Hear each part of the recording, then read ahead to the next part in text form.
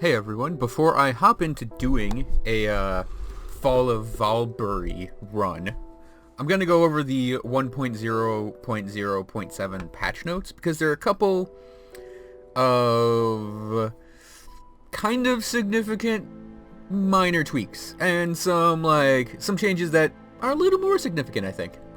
So the first big one, major new feature, is the Fall of Valbury. It's a new ethereal themed roguelike dungeon, and I'm gonna go look for it in the next video. So stay tuned for that. This video we're just gonna go down these and see if there's anything that stands out. I know one or two things do when we get down to the characters, but some Crucible updates, which is minor stuff. I don't care about mod tools. Added missing possession animation to the dual guns animation set. Okay. Tech stuff. Fixed auras becoming desynced. Fixed issue with land lobby would freeze. DPS comparisons. Okay. Calculation things. Critical. Okay, that's some normal little tweaky stuff. Okay, game. XP gain from enemies boosted around 5 to 10%. Less at lower levels, more at higher levels. That's great. That is awesome. I can finally finish off my Dawnbreaker. Minor difficulty adjustment to try to make ambient damage rate a bit more consistent. In Veteran, enemies had lower damage but higher offensive ability, resulting in more frequent but less damaging hits. Elite offensive ability has inadvertently reduced below Veteran levels, but damage was higher, resulting in less frequent but more damaging attacks. Raise damage, more jumpy. I've tried to smooth this out a bit. So the way enemies scale from Veteran to Elite is more consistent, and the damage rate should be a little more normalized on Elite. Some of these changes will trickle through to Ultimate, but it shouldn't have a big effect there, since certain values were already scaled well above Veteran, and I just left them alone. Okay. Some damage scaling tweaks, slightly increased drop rate of unique items on Elite and Ultimate difficulties from non-Nemesis sources. Awesome. Reduce some excessively high Aether resists on various enemies. Thank you. While these enemies are still highly resistant to Aether, they should become more approachable for builds heavily reliant on Aether damage. I like that one. Slightly increased percent damage bonuses from Cunning and Spirit. Monster base damage adjusted accordingly. That's an interesting one as well, because now we'll have just a bit more incentive to jump in on Spirit when you're a high magic user, or Cunning when you're a high physical user. Though I still think that Spirit is going to be, like, Physique is still better than Spirit, clearly. Unless you're doing like an Albrecht build like I am. So, let's see. Increase the base item speed. Okay, yeah, itemization. Increase the base speed of melee non-caster weapons. Okay, that's whatever. Reduced material costs of low-level epic item blueprints. Whatever. Added new fire-based two-handed rifle monster infrequent to flesh-warped trolls. That's fine. Relic. Bolgathian's Carnage, adjusted defensive ability. Relic permanent shrink added attack speed component. Runestone, increased elemental res. Added Aether res. Oh, I like that. That's a good change for Runestone. Let's see. Legendaries. So this looks like... I'm not going to go item by item by item, but we're going to be just going through and see if there's anything major. I know one or two things are going to be pretty different. So we got some bleed res there, casting speed. Oh, Bane of the Winter King added casting speed. Cooldown reduction on Barrelsmith, increased bonus to the things. So Barrelsmith got an upgrade. Let's see, Flammable Black Covenant added 300 health, Visage 20 Chaos res, increased vitality, reduced health, reduced offensive ability. Let's see, Codex of Eternal Storms, increased offensive ability, increased damage. Okay, that's good, I guess. Crown of the Winter King. Added elemental res, increased health. Okay, it's just a better item now. Demon Slayer gets a bit of an upgrade, looks like. Face Guard of Justice, bit of a nerf. Oh no, added +1 demo skills. Never mind, that's actually a buff. Sorry. I was thinking of the Handguards of Justice, which got a bit of a nerf. Improvements to Heart of the Mountain. Hellforge Leg. Flame with +2 to Granado. Okay. Hellforge Leg Plate's got Vindictive Flame replaced with Granado, which is fine. You generally want more pluses to attack skills rather than support skills. Icecorn gets casting speed. Excellent. Invoker set. Let's see. Oh, it reduces Aether resist reduction. It has Aether resist reduction. Okay, that could be interesting going forward. It does open up Aether a bit more for Panetti's. Okay, Trojan's Ascendant. Increase the... basically increase the entire set's thing, which is the giant comet. Let's see. Increased things for Trojan set. Temporal Tempest. Added 30% of Aether dealt as lightning. So is that Aether converted to lightning for Temporal Tempest? I'll have to look at that item. Reduce cooldown and temporal shift to 14 seconds. Added 20% resistance. Okay, fine. Yeah, Warborn set. Reduce the healing on the skill proc to 6%. Reduced attack speed set bonus to 9. Physical damage bonus to 12. So this Warborn set got a huge nerf here. As did Warpfire. Reduced the cold damage as fire to 45%. And the fire and Aether res reductions to 20%. So yeah, that's kind of a significant loss. Specifically on the cold converter to fire. Because now you won't have, like with my build, you won't have Iskander's Elemental Exchange be, or I'm sorry, Electra's Flash Freeze be some insane radius, just insane radius fire attack instead of a cold attack. And yeah, I'm seeing some flat vit added to Wild Blood, whatever. I don't care so much about the epics. It looks like they added a bunch of resists to a bunch of things. Yeah. That's all fine. It's all adding things on. Magic and rare items, so Faction, Devil's Musket, now primarily deals fire damage instead of Aether at 1% fire. Okay. One of the things that interests me here is Dreadlords, the prefix, has Aether damage now. That could be interesting if a Dreadlords thing of a thing drops. But I am not seeing anything else that was really stupendously interesting. It's pretty normal stuff. So here's the big thing. Classes and skills. So Devotion. The Eel gets 4% movement speed, which is awesome. That just makes the Eel more attractive, even though it was attractive already as like 5 points of Primordial for 3 Devotion points. Harvestman's Scythe gets movement speed. Sailor's Guide gets increased movement speed, which is also awesome for that. Bat Fangs, reduce cooldown 2.6 seconds. Projectiles now have a 100% chance to pass through enemies. That's cool. Blades of Wrath, reduce number of projectiles to 15 by max rank. Guess that's a bit of a nerf for that one. Blizzard, increased frostburn damage and increased weapon damage to 16%, which is awesome. Increased projectile radius to 2, which is awesome. And increased target radius to 5, also awesome. Blizzard got a buff. Bull Rush, reduce weapon damage by 5% at max rank. Increased physical damage, whatever. Elemental Barrier apparently had a missing effect indicator. Not that I used it. Falcon Swoop, reduced weapon damage by 5% at max rank. Increased physical damage. Meteor Shower, increased physical and fire damage, increased projectile radius and target radius. That is kind of cool and awesome and kind of big. So I might actually re-put that onto my Albrecht Aether Ray guy. Raise the Dead, increase the total speed and aggressiveness of the summoned skeletons. That's pretty good. Spear of the Heavens, increase the radius to 2.4, weapon damage by 10%, and increased Aether Lightning damage, which is, I mean, I guess that's awesome. Taro's Hammer, reduced weapon damage, increased physical. Okay, that's interesting. So these 3 had reduced weapon damage, but increased physical damage. So I think they're maybe trying to push those as physical abilities, or candidates for having conversion. Tempest, increased lightning and electrocute damage. Tsunami, increases cold lightning damage. Significantly increased frostburn damage. Okay, those are buffs for those. So the Soldier, break morale. Slightly reduced physical resistance reduction scaling at ultimate ranks to 40 by max ultimate rank. So they just reduce the reduction you get off break morale. Okay, I guess. I don't know if anything was really using that. Counter-Strike, added physical retaliation and total retaliation damage, which is great. That's exactly what Counter-Strike needed when you think about what Counter-Strike is. If it does its Counter-Strike ability but also gives you retaliation, I'm all for it. But also, I'm using it in my retaliation-ish build. So that is actually going to be pretty helpful for that character. Deadly Momentum, slightly reduced flat physical damage. Force Wave, increased weapon damage by 15%. 185% at rank 16. 225 by max ultimate rank, so Force Wave got a buff. Field Command, increased offensive and defensive ability scaling with rank, which is awesome. Maynard's Bulwark, reduced health regeneration scaling at ultimate ranks by 150 by max ultimate rank. Okay, so Maynard's Bulwark got toned down from what it was. Overguard reduced health regen bonus. Okay, that just less health regen there. Squad Tactics increased the all damage on it, which is awesome.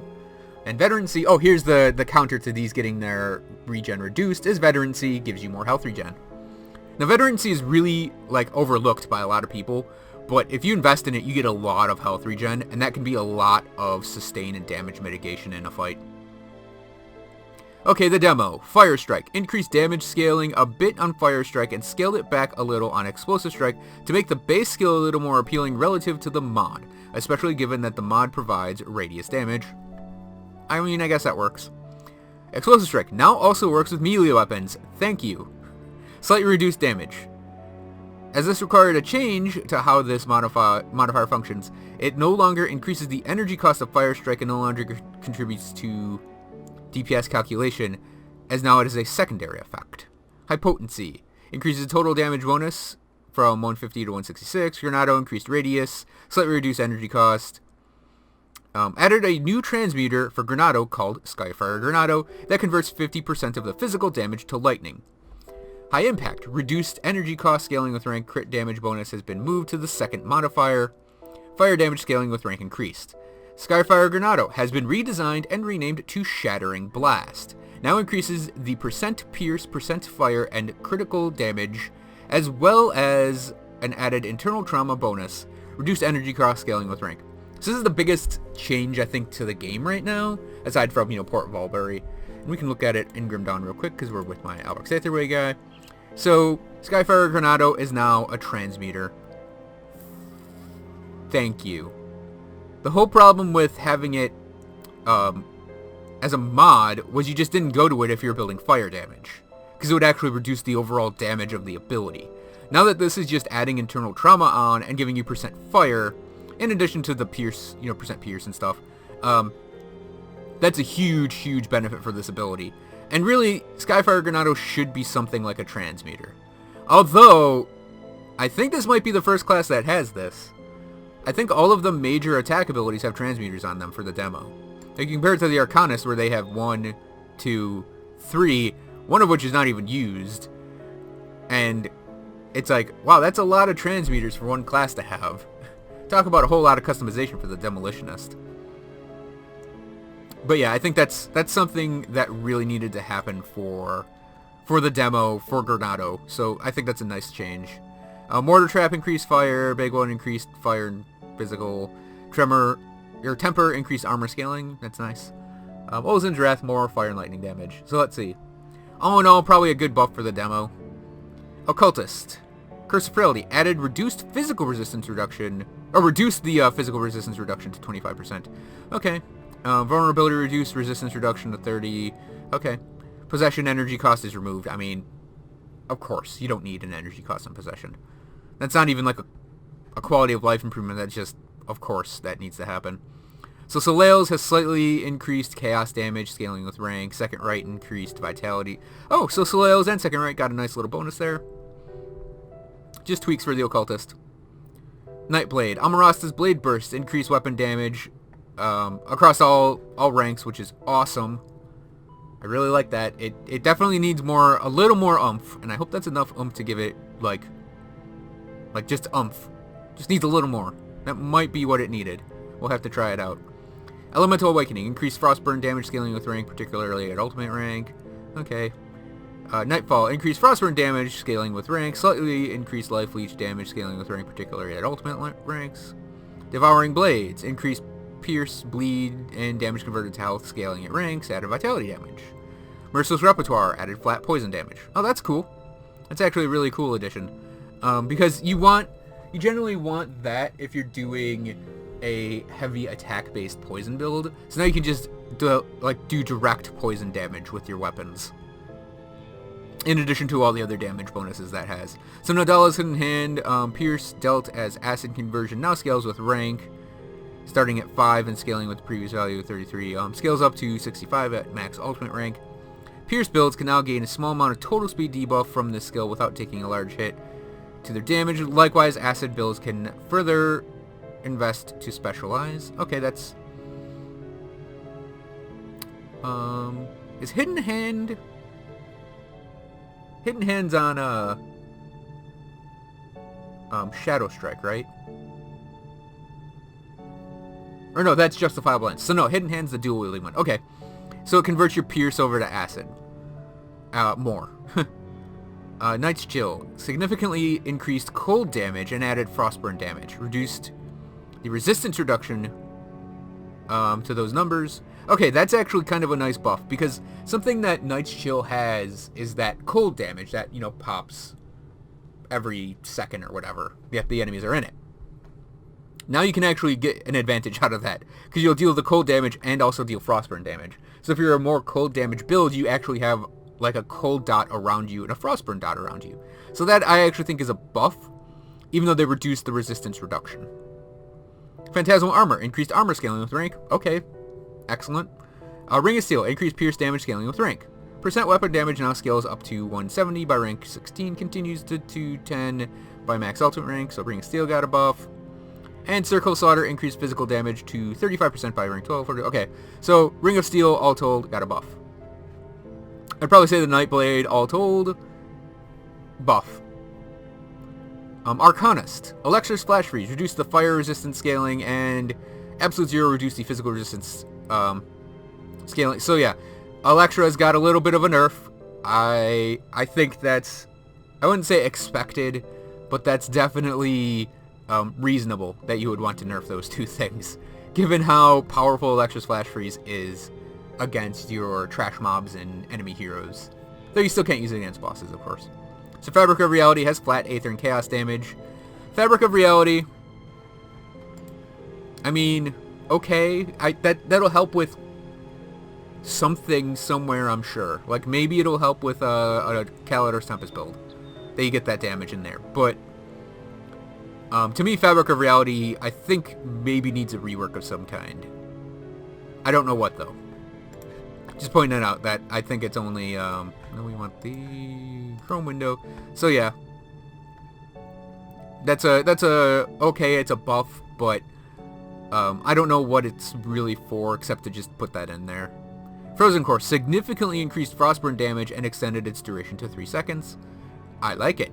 Shattered Star. Increased lightning damage. Increased chance of triggering lightning damage to 35% at rank 12, 45% by max ultimate rank. So yeah, Trojan Sky Shard's got a buff there.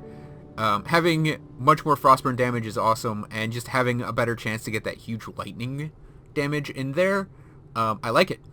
Inferno. Increased Aether damage percent to match the fire damage.